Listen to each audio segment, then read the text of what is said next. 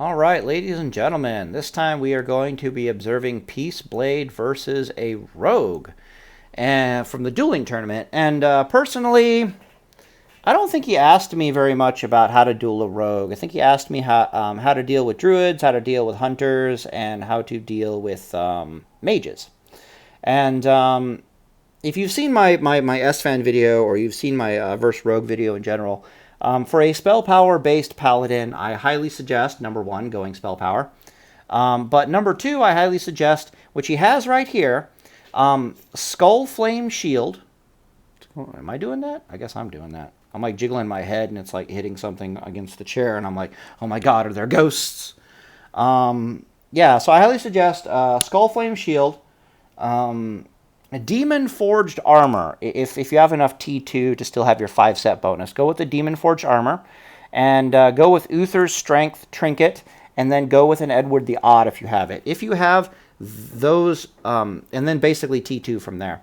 If you have those items, Edward the Odd, Skull Flame, that's a weapon, mace, Edward the Odd, Skull Flame Shield, Demon Forged Breastplate, and Uther's Strength Trinket, you can go, you are virtually unkillable to rogues. And then it's only a matter of trying to figure out how to kill the rogue while being in an unkillable state yourself. And since a Deep Holy Paladin has Holy Shock, it should be almost impossible for you to lose a duel. So I am liking that we're seeing Skull Flame Shield here, but I am not liking that we are not seeing a Uther's Strength insignia. He seems to have a Gnomish Shrink Ray. Gnomish Shrink Ray, let me think if I remember. It reduces the enemy's attack power by like 250 temporarily. He's got a net. I can only presume that's either for finishing out the duel or for getting away for a bit and healing himself. 1 second, I'm going to get a drink.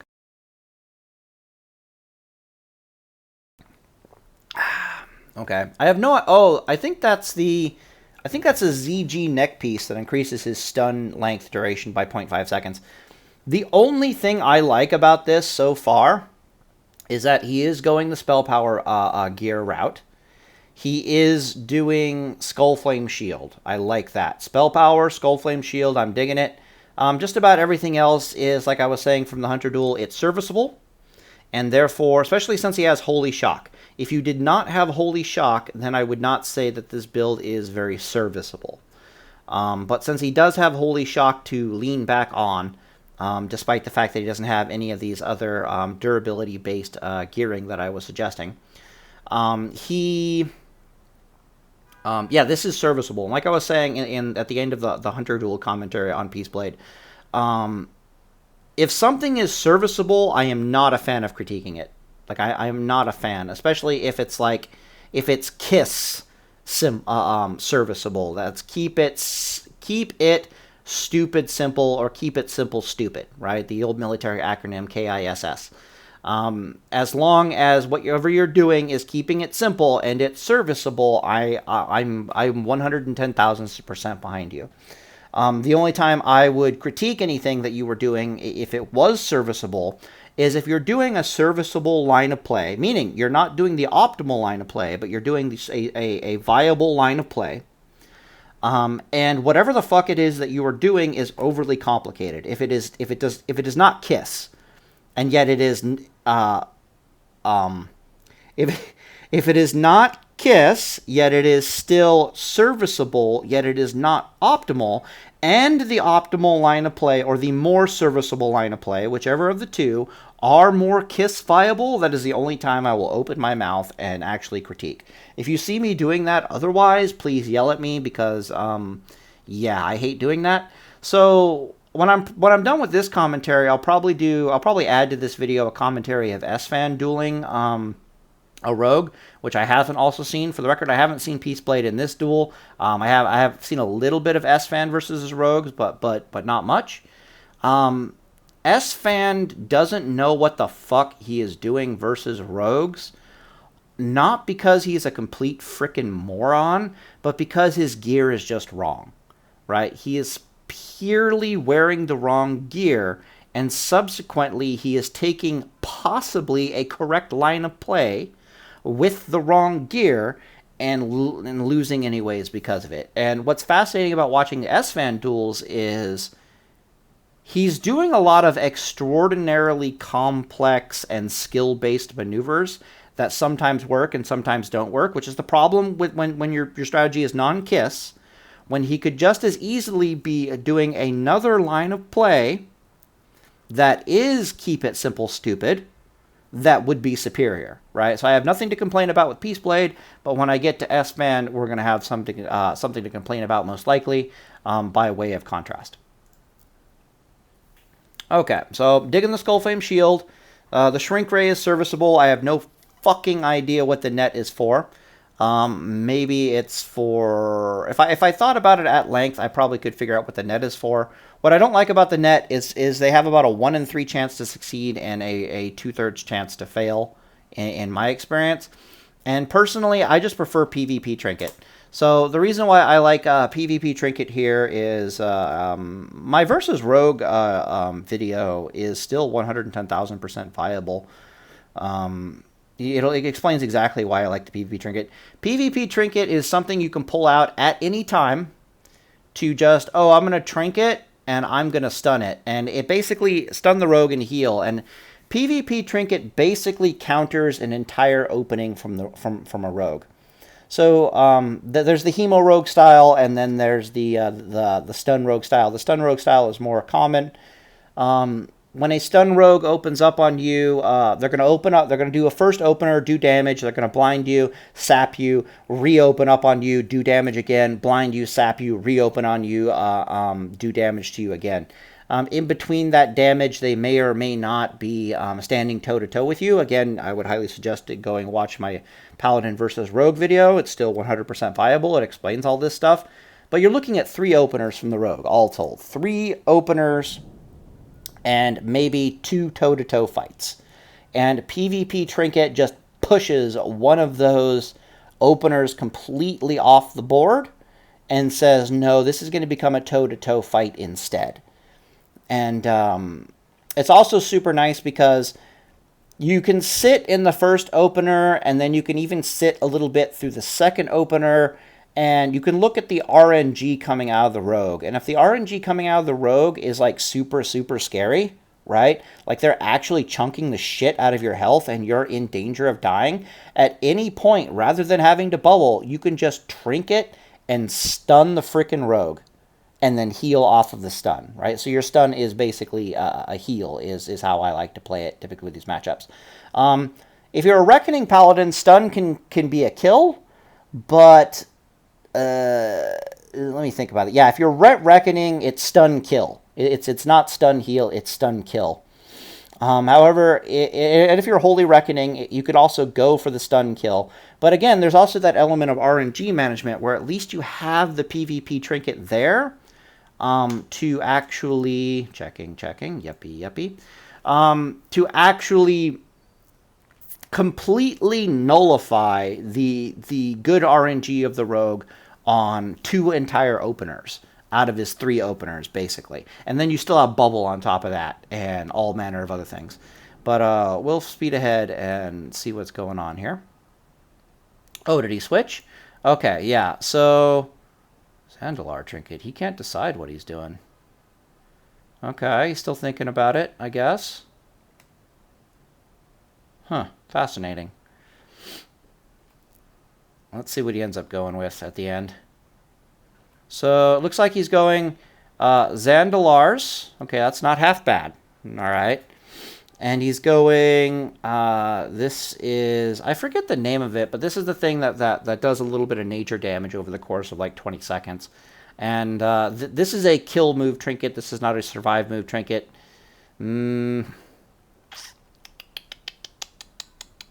Sorry, I'm making weird noises. I'm just really thinking here, like, what the hell are you doing? Again, this is a serviceable line of play. It's KISS.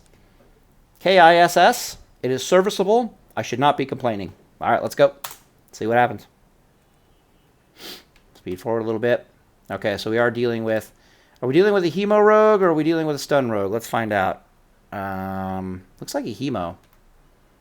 Let me check. Sappers with combo points. Blabbity blabbity. It looks Hemo. Okay. So Hemo is a bit of a different fight. It's much rarer. I didn't do a lot of commentary on it because, to be perfectly honest, when you're in the right gear versus a Hemo Rogue, you just fucking kill them. Like, there's not even a lot of chance here, especially with Edward the Odd, primarily because Hemo Rogues are a much more toe-to-toe hyper DPS style. They're not stunning you. So you kind of have all the time in the world to stun them back and to heal yourself and stuff. But Edward the Odd, and if you're a Reckoning Paladin, definitely comes into play. Things like Blessing of Sanctuary on yourself to help mitigate the damage. The fact that being toe-to-toe with the Rogue gives Edward the Odd 1,000,001 chances to proc unless they're going evasion. And even then, it's like, oh, that's cute, evasion, let me stun you and then heal myself and then, like, run away a bit and, like, wear down that that evasion timer usage basically at the price of my stun. 1 second, get a drink of water. I guess it's raining like a motherfucker outside. Okay, so we're seeing Peaceblade stun right off the bat, I think, here. Sorry, I haven't seen this duel yet, so I'm just checking it out. So he's going to use his stun for healing, I hope. Come on, you got to heal. You can't do this. You're not doing this. You got to. What are you doing, bro? Oh, that was terrible. Okay. Okay. Use your stuns for heals. I'm not even joking about this. At this point, he might win just because of his trinket usage with the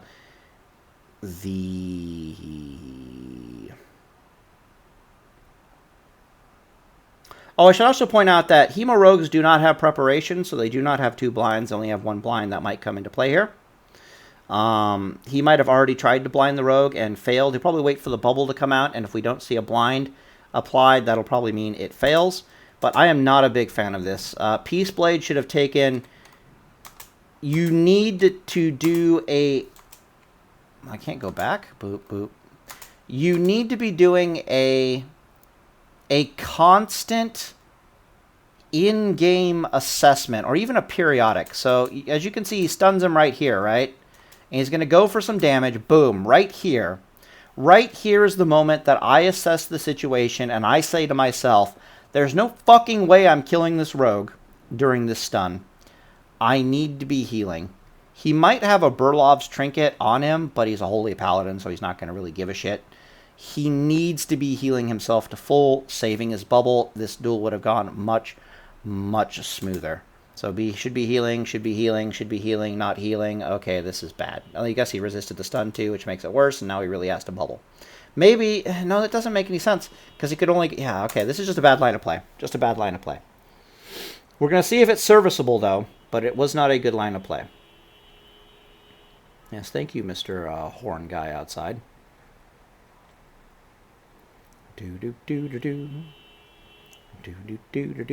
Okay, so yeah. So, what did we observe? This rogue managed to get stun, and he managed to get bubble out of our hero paladin here. And he paid absolutely fucking nothing for it. That's almost as... He got grenade, too, Jesus Christ. Yeah, he got bubble, he got stun, he got grenade. That's kind of like watching Esfand doing the same thing, except Esfand kept chasing after him and didn't actually heal in the bubble, so he died horribly afterwards. But this is a... that was just a really bad line of play. Now, he's probably going to come out of it just fine because he's facing a Hemo Rogue. And he's a freaking Holy Paladin. But we shall see. It's all... I like the Consecrates. He's not staying in the Consecrate, though. I don't like that.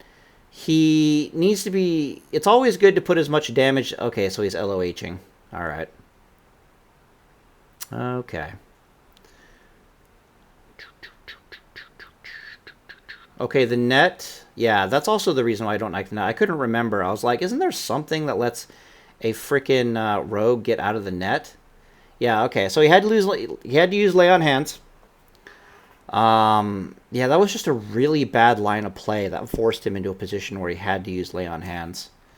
Are they doing another duel, or was that the second one? What the hell? All right, I guess we'll go back and we'll figure out when the first one was. It's so sad. I can't actually find Paladin versus Rogue that it's like somebody actually watched my guide and knows what the hell they're doing. Peaceblade, why?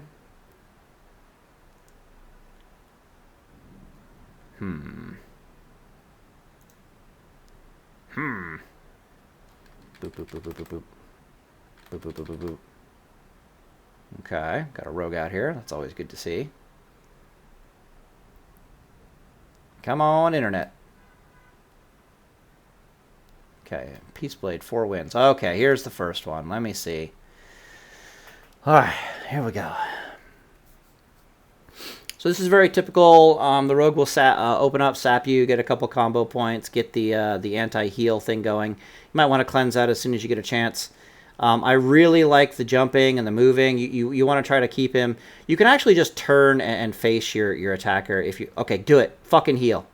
Heal off that shit. Don't cleanse. Okay, we're cleansing. Oh, what? You can't be doing that. Okay, look. Let's go back. How many of these things did he have on him? When got 2. Oh, that was the problem. He threw the grenade. Is that right? Let me check. A lot of things happening here. Okay, I've got grenade coming in now. You can kind of see it coming down. Lands. Hits the rogue. Did the rogue trinket? I don't know, but this 6-second stun is really... No, that's a full 6-second stun. How many did he have on him? 2... 3. Okay, you should be cleansing like 1, maybe 2, and then immediately going for a heal. You do not fuck around with this. You just go for the heals, because some hit points is better than no hit points. Like this is the time in your life where you're like, you throw up your free crit heal and you just heal and you don't give a shit about that stuff. You have to be consciously aware of these things, right? You have to be consciously aware of, I have 3 seconds left on my bubble. It's time to stop and heal. I have 3 seconds left on my stun. It's time to stop and heal. You cannot be this risky. This is just bad RNG management, and we're going to see it play out. This sucks. I actually wanted to praise Peaceblade instead of like ragging on him. Okay, so he's completely dead. There's no hope here. Boop. Gonzo. Okay. So, yeah, you can't screw around with that. Some hit points is better than no hit points. I do approve of cleansing off maybe 1 or 2 of those things and then immediately going for the heal. But this was just... this was a series of bad lines of play. I imagine if I see Esfand, by comparison, it's actually not going to be that much better. Just for the sake of this, let's go, I'll pause the recording and I'll go find the Esfand one real fast. Okay, so hopefully I've done this right. And now we can see some Esfand by comparison. So all I'm seeing from Peaceblade and Esfand so far, I've watched a little bit of Esfand in these rogue duels, is that, well, let's look at your gear, because again, my major critique with Esfand is he doesn't use the right gear. And therefore, he can't even learn the right lines of play if you're not in the proper gear. So I've looked over this. Or at least I should say I looked in previous duels. Esfand at least has 5-piece T2. And I would be highly surprised if he doesn't have 8-piece T2. So I don't know what the fuck is with this gearing now that I'm looking off the bat. He's got like the Zandalar hero trinket for the extra like 0.5 seconds. He's got Ring of Reckoning. That's good. He's got a Don Julio's. Not a big fan because you're going to be sitting in a one-hander stance. And I already talked about that. Better ring, though. Let me think before I'm being too critical. Yeah, there might not actually be a better ring, though. So maybe that's viable. Ooh, I got one. Dark Iron Ring. It's got like 20% stamina and like some defense rating or some junk like that. I don't know what that trinket is. Is that a Black Hands of Breath for like 2 Black Hands something for like 2% crit and maybe an AGM? I'm not entirely sure. I don't know what the hell his chest piece is. Maybe somebody can clue me in on that. Maybe that's the chest piece that like puts people to sleep. Like, is that the one? I really don't know. What shield is that? Drill bore disc? Okay. It looks like a lot of ret gear. It doesn't look like we're going heavy on the spell gear. I could be wrong though here. Like how many Maybe 1, 2, 3, 4, 5. Okay, yeah, so he does have 5-piece T2. Looks like, yeah, those looks like chromatic boots. Okay. So, is his gear serviceable for a deep rep paladin? Let me think. The problem with trying to figure out if it's serviceable or not is that Esfand has a frickin' Thunder Fury. I really don't like this other than the durable line of play. So the durable line of play here, let me turn off this aircon. Forgot to turn it off. So the durable line of play for Esfand here, again, it would be that T2 focused, spell power focused, Uther's Strength Trinket, Demon Forge Breastplate, Skull Flame Shield. Edward the Odd. You don't want this stupid frickin' Thunder Fury. You want your Edward the Odd. You want to make it so that you are nigh unkillable to by a rogue, right? And then from that position of not being killable, only then can you start thinking to yourself, how do I kill the rogue? And the answer to that is, you kill the rogue when he's trying to kill you. You don't try to figure out how to chase after his dumb ass or anything. You just sit there and go, oh, I'm unkillable. Come try to kill me now. It's a duel. You have to. At least that's how I do it. Okay, so what was that? Increase. Oh, it's the block trinket. Increase your chance to block attacks with a shield by 5%. Increase block value by 24. And defense by 11. Do I like this? He's probably against a Hemo Rogue. If he's against a Hemo Rogue, I like this more. If he's against a, I think they call like Dagger Rogues or Prep Rogues or whatever, then I like it less. I would not take... Is this good over an Uther's Strength? And the answer is I do not know, and I do not think so. But we shall see. I do believe that's AGM, but I could be wrong for the second trinket. Tips Out is probably blathering away about it. Oh, and here we go. Okay, so we are looking at... Based upon his movements, we're looking at a Hemo Rogue. But let's see. I wonder why there's a lot of Hemo Rogues. Maybe they just do a lot better in certain other matchups. The Burlov's Trinket's not really helpful here. At least he's not dealing with a Reckoning Paladin, but it's kind of a waste of a trinket for the Rogue. Like, I don't really know what he's hoping to accomplish here. Like, at best, all it's going to do is Esfand gets crit more, and that activates the redoubt more, and then he gets more blocks. So I don't like the Burlov Trinket. But as you can see, he's chunking Esfand down really bad. He got... Is that AGM, or did he get Esfand to bubble? Alright, let me go back. Let me see how quickly he's... does he get 4... Okay. He's still swinging pretty damn fast. That might not be his bubble. That might have been AGM. But we'll see. Running back, not bad. Gets caught, not so good. Oh, I'm a big fan of using rank 1 consecrates when you're pulling back like this. Like if your rogue consecrates, my bad. If your rogue stealths as you're running back, I don't mind the jumping and facing in the direction the rogue once was, but toss down a rank 1 consecrate and then basically try to use it to buy a little bit more time. All too often in this matchup, seconds matter. Seconds matter with your stun cooldown. Seconds matter with your forbearance. Seconds matter with your second bop. Seconds matter with your grenade. Seconds matter in this duel. So throw down a rank 1 consecration. Try to pick a direction. Did he run around left or did he run around right? You know, to try to picture in your mind theoretically where that rogue is in stealth trying to close on you, because they always speed stealth to try to close on you, and just try to maneuver yourself to keep that rank 1 consecration in between you and the rogue, and you will buy yourself a good 3, 4, 5 seconds, no problem. So I want to see rank 1, but he gets caught right here, because of course he does. That's accurate. Doing the bandage, so that looks like AGM. It's lasting way too long. Okay, so he still has a bubble up. That's good. I like it. If he had Peaceblade level trinket swapping skills, I think he could swap out his trinket. Again, I'm not seeing the PvP trinket, and I'm not digging that. But maybe against a Hemo Rogue, maybe the PvP trinket's not the way to go. Could be wrong. We'll see. Okay, so he did get a trinket swap in, and he swapped to a different bubble. So, okay, so I like that. Again, not liking the shield block trinket. I think, yeah, whatever. I've said that enough. Doesn't have the right gear. Can't make the right plays. His plays are decent so far. Like I'll be reasonable for the gear he's using. The lines up. This is good. Perfect. Bravo. A stun into a heal. Oh God, you love to see it. You fucking love to see it. Hats off.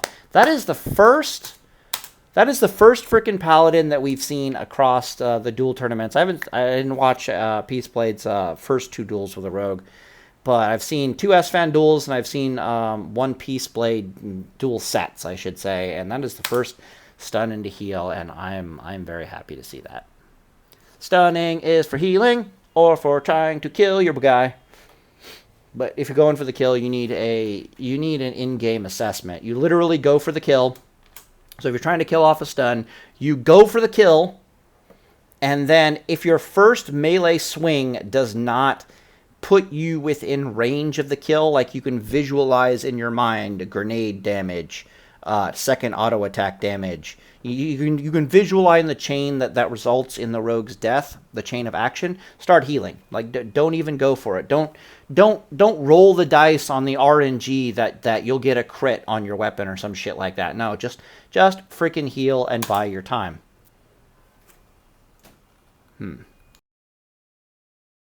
Okay, so the rogue is fully resetting. This is normal and typical and common, and it's all fine. It's all standard.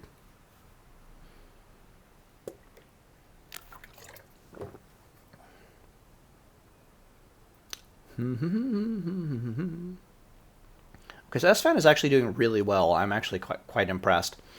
So, you're not using that to heal, are you? You can't possibly kill him. I don't know what you're doing. Esfand, bro, I don't know what you're doing. Can you kill him?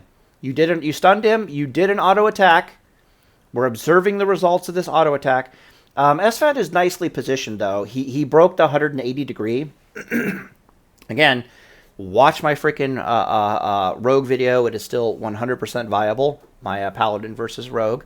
He broke the 180 degree arc, so the rogue cannot dodge him or parry him. I'm not sure if you can parry when you are stunned, and I'm also not sure you can dodge when you're stunned, because I guess Drakova was talking about how you can't dodge or something when you're stunned, and that's like the new meta for him is seal twisting justice into. Let me see if I'm still recording. Yeah, I'm still recording. Seal twisting justice into his play so he can get the stun, because then he doesn't have to break the 180 degree mark and blah blah blah blah blah. He doesn't have to deal with dodge. So maybe you don't even have to break the 180 degree mark anymore. I'll have to look into that. Maybe it's still viable. I'll probably have to ask Drakova. He'll know better. But again, we've stunned the rogue. We've attacked the rogue. We need to do an assessment. Immediate assessment. Do I heal or do I try to go for the kill? Now, what you should be doing, okay, don't even frickin' think about it. Just go for the heal. Go for the heal and do your assessment while you're doing the healing, because you can always stop the heal mid-cast and continue for the kill, right? Like you lose no DPS in the target whatsoever. Because your melee swing didn't get reset or anything. It's just go immediately into the heal and then do an assessment. Like I'm assessing this right now, and I'm saying there's no fucking way. But we'll see. Ooh, somebody knows better than me. What happened? I'm liking it. Okay. So let's see if he crit. Oh yeah, he must have crit the shit out of him. So Esfand got a little lucky here. But again, this might be the correct line of play for him and his gear. So hats off. Like literally, I'm gonna 110,000% praise this move. Esfand with his gear setup, this might have been his one chance to win. He saw it. It's a little bit RNG this, but if that is your one and only chance, you fucking take it. He took it. He got the RNG. He got the kill. Beautiful. I like it. That was good. That was 110,000% legit. Okay, let's go for the next one. Do. So again, yeah, the fact that he has Thunder Fury is kind of freaking me out. The fact that he's also got bits and pieces of ret gear is kind of freaking me out. The fact that he's not nowhere near as durable as I would like him to be in this matchup as a deep ret paladin. So as a ret reckoning paladin, I would very much not advise things like spell power and skull flame shield and Uther strength trinket and Edward the Odd and all that stuff. I would not advise that at all. Because you are not the kind of like, I can heal in combat, look at me, I'm durable kind of playstyle. You're a, I'm gonna fucking murder you kind of playstyle. I haven't done a video on Drakova's build for it yet, but you can see he's using bubble trinkets to heal, like Arena Grandmaster and AB trinket, which is what Esfand is using here too. But Esfand has Repent, right? Like his healing, especially against a Hemo Rogue, because again, Hemo Rogues only have one blind. So they only have like 2 resets. So his line of play would the most viable line of play for Esfand would be to be in a tankier type build, to probably go for a bop early. And the reason why you would want to bop early is you want to start getting that forbearance on cooldown. So personally, I would bop early. I would go for the heal. This would immediately I'd start getting things like stuns thrown at me. It would probably take, the blind would come out immediately. Let's be real. I'd bop early, maybe at around 50% life. I don't know what life I'd want personally, but I'm thinking 50%. I'd catch the blind instantly. The rogue could reopen up on me. It might be kind of bad. I might have to PvP trinket and stun the rogue, but then I heal. So I've used up PvP trinket. I've used up stun. I've used up bop, but I've gotten out the blind. And I still have, I'm full life, and I still have at my disposal Repent to heal with. And because I still have Repent, that means that the rogue is going to have to go through 2 life bars still, theoretically. And subsequently, what is it? In theory, I have a grenade in there too, so that's nice. But he's got to go through Repent, he's got to go through Grenade, and by the time he gets through all that, then Bubble comes off cooldown. The Forbearance goes away, and then Bubble is a thing again. And then I can use Bubble to survive, and then after Bubble is surviving, then the 6-second stun is back again, and you see where we're going with this. So you just give yourself life bar after life bar after life bar, and then you have mana to roll with it also, and these rogues just do not have the hit points to stay in combat with you over the course of all of that, is what I'm trying to say. But okay, what was used here? I can't remember. What the hell is going on? Yeah, I completely lost my train of thought. I have no idea what Esfand has and what he doesn't have, but we'll see here. Okay, he might not have Bubble because the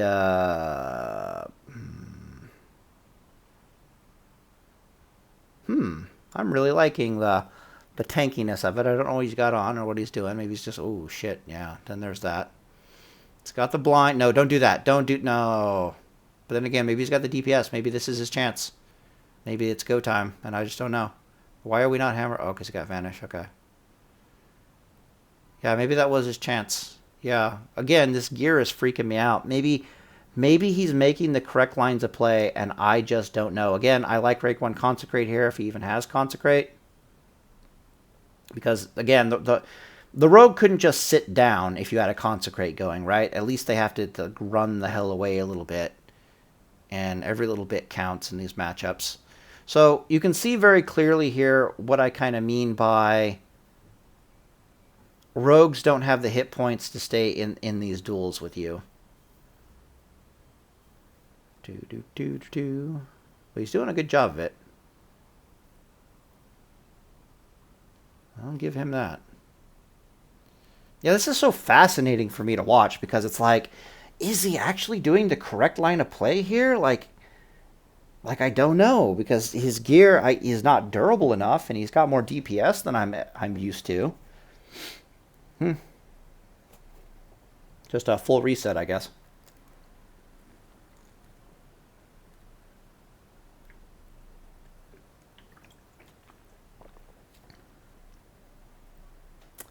Still really want to see him playing with that rank 1. Consecrate if you can. Pretty, pretty, please. He could also be drink moving more. That would be very nice. Like actually running away. Consecrate, run back away, drink moving. But that's high level stuff. And we might be talking about a line of play here where the rogue is just going to wear him down as if it was like a mage duel kind of a thing. Because all these resets are like basically like sheeps and stuff. And he knows he's got the time.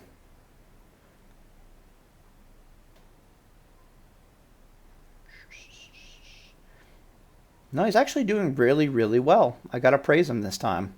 He doesn't look like a complete freaking retard like he did in the first one. I will definitely give him that. God, please consecrate for the love of Christ. Do you not have it? Do you like saving your 135 mana? Like, it doesn't prevent this. Rank 1 consecration does not prevent this from happening, but you're just buying seconds every time. You're buying more mana ticks. You're buying more of your cooldowns coming off. It's just so difficult for the rogue to deal with it. And you'll be surprised how often rogues actually screw it up and they come in for the sap. And that's strangely actually a win condition, although it's not the only one that you really want to be relying on. Is you throw down rank 1 consecrate when they get out of these vanishes like this, and you kind of like sit in the middle of it sometimes, and you'll see them come in to sap you, and it just won't work. Okay, I'm about to see if he's a Reckoning Paladin or not, but I would have noticed that by now. I don't know what he's doing with this sit crit stuff. He's just taking extra damage. I'm very curious. Why sit crit? Why sit crit? What are you doing?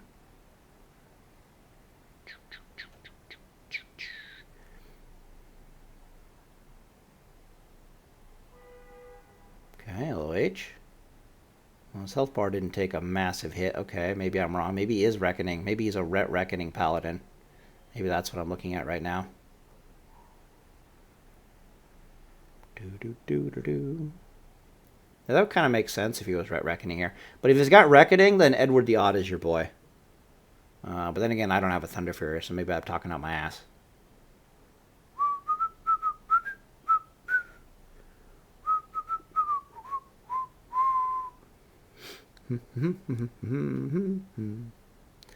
I want to see. Yeah, if he's Reckoning, then that definitely means he doesn't have Consecration for sure. And that's actually kind of a big mistake. Consecration is, especially rank 1, is a big deal, and it is a win condition of you, because as you see, the rogue keeps going toe to toe, and then when he gets a little bit low life, he runs away, especially low energy, I should say, more accurately. Mug of Herd is also theoretically a win condition here because they can't run away from you so easily. Like right here, he's just gone. Like he just he did the he does the gouge and then he runs. Right? He does a gouge. He runs away. Esfand's stunned. But if he was Mug of Hurt, he wouldn't be anywhere near this far. He'd be like this distance by now, right? And then he'd be right about here. By the time Esfand came out of the stun, the rogue would be here. How easy is it to bitch slap him with a grenade? Like, he doesn't have anything else. He's kind of low life. You can see he's at like 50% life. Mug of Hurt could also end this duel, theoretically. It could stop this, whatever the hell this is, from happening just because the rogue can't get away from you fast enough, especially with 10 seconds of slow. All you need to do is stop him from vanishing. He's not even out of, like, your judgment range. He's, yeah. So if Esfand doesn't have Repent here, which is looking like he doesn't, and instead he has Reckoning, he's doing a really good job of surviving in this gear, despite not having Repent. Like, I will 100% give him that. Taking a drink. But he's missing tools for ending the fight. He's missing a Mug of Hurt, for example. Mug of Hurt, slow, boom, dead. And how many times have we seen this reset happen? The other win condition is you throw down like a rank 1 consecration, and it pays for itself because you get like an extra couple ticks of mana for sure. When this rogue starts coming back in, it takes a lot of skill for a rogue to try to close in on you in between the ticks of consecration. And you'd be surprised how often they succeed at that, but you'd also be surprised at how often they fail at that. So it seems like they're really good at succeeding at it, and they are, but there's always a chance that you're making them make a skill check, basically, right? And if they fail that skill check, I want to show you what the situation is. Like, well, watch this, boom, right there, okay. If they failed that skill check, they can't get the sap on you. You're beating on them again and their half-life, right? So now suddenly you have the possibility of killing them because they failed that skill check. So we're looking at Esfand with 2 win conditions, one that he didn't spec into because he wants other things, and the other one that he's refusing to do because I guess he doesn't know Mug of Hurt could actually win this fight for him. But so since he can't do anything to stop this, be that skill check wise or be that Mug of Hurt wise, gearing wise, again, proper gear, can't learn the right tactics, blah, blah, blah. You're just going to see this rogue do this. I'm just going to speed it up because I'm done talking. I've seen enough. You see this rogue do this again and again and again and again and again and again until Esfand dies. Like, I am 100% certain that is what's going to happen. And again, all we really need is a Mug of Hurt going here. Okay, stunning and healing. I'm digging that. So what Esfand is really hoping for is he's really hoping for some RNG, right? So this is Esfand's win condition.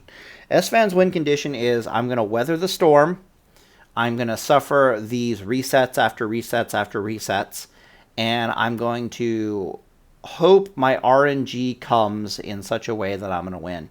If I had to get intellectually critical with trying to figure out precisely what his win condition is, I would say his precise win condition is the rogue fails something. The rogue fails a gouge because the gouge got blocked.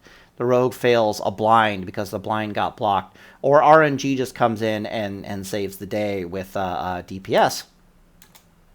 But in truth, a Mug of Hurt would do just fine. Like, a Mug of Hurt would just end. Like, if he was slowed, like look at this.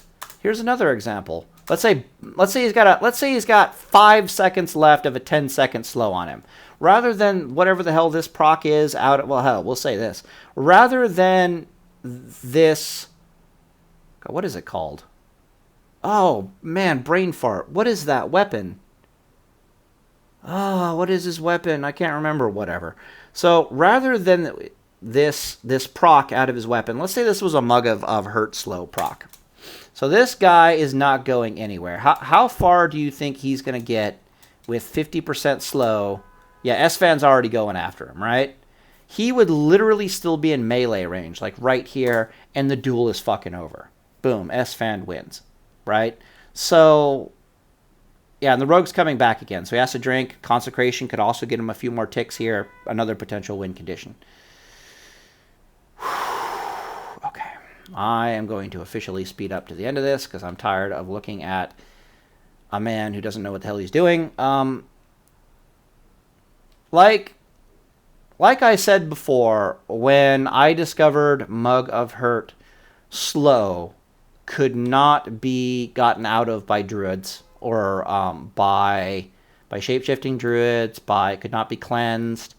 I'm not even sure it can be bubbled. Maybe it can be bubbled. I'm not talking bopped, not bubble. But when I found out that it couldn't be gotten out of by jack shit, I told Drakova, and Drakova told Esfand.